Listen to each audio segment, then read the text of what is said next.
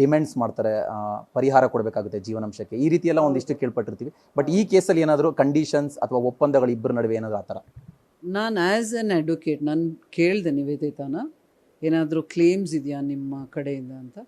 ಅವರು ಸಿಂಪಲ್ಲಾಗಿ just divorce ವಿಚ್ಛೇದನ ಒಂದು ಸಾಕು, ಕ್ಲೇಮ್ಸ್ ಏನೂ ಇಲ್ಲ ಅಂತ ಹೇಳಿದ್ರು. ನಾವೇನು ಫೋರ್ಸ್ ಮಾಡಲ್ಲ ಕ್ಲೇಮ್ಸ್ ಬಗ್ಗೆ, ಯಾಕಂದರೆ ಅವರಿಬ್ಬರು ಡಿಸಿಷನ್ನು, ಕೊಡೋರು ತಗೊಳ್ಳೋದು, ಅದು ಕ್ಲೇಮ್ಸ್ ಏನೂ ಇಲ್ಲ ಅಂತ ಹೇಳಿದ್ರು. ಇಬ್ಬರ ಕಡೆಯಿಂದನೂ ಏನೂ ಕ್ಲೇಮ್ಸ್ ಇಲ್ಲ.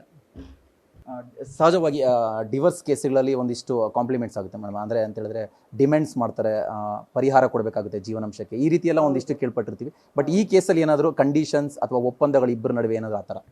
ನಾನು ಆ್ಯಸ್ ಎನ್ ಅಡ್ವೊಕೇಟ್ ನಾನು ಕೇಳಿದೆ ನಿವೇದಿತಾನ, ಏನಾದರೂ ಕ್ಲೇಮ್ಸ್ ಇದೆಯಾ ನಿಮ್ಮ ಕಡೆಯಿಂದ ಅಂತ. ಅವರು ಸಿಂಪಲ್ಲಾಗಿ ಜಸ್ಟ್ ಡಿವೋರ್ಸ್ ವಿಚ್ಛೇದನ ಒಂದು ಸಾಕು, ಕ್ಲೇಮ್ಸ್ ಏನೂ ಇಲ್ಲ ಅಂತ ಹೇಳಿದ್ರು. ನಾವೇನು ಫೋರ್ಸ್ ಮಾಡಲ್ಲ ಕ್ಲೇಮ್ಸ್ ಬಗ್ಗೆ, ಯಾಕಂದರೆ ಅವರಿಬ್ಬರು ಡಿಸಿಷನ್ನು, ಕೊಡೋರು ತಗೊಳ್ಳೋದು, ಅದು ಕ್ಲೇಮ್ಸ್ ಏನೂ ಇಲ್ಲ ಅಂತ ಹೇಳಿದ್ರು. ಇಬ್ಬರ ಕಡೆಯಿಂದನೂ ಏನೂ ಕ್ಲೇಮ್ಸ್ ಇಲ್ಲ.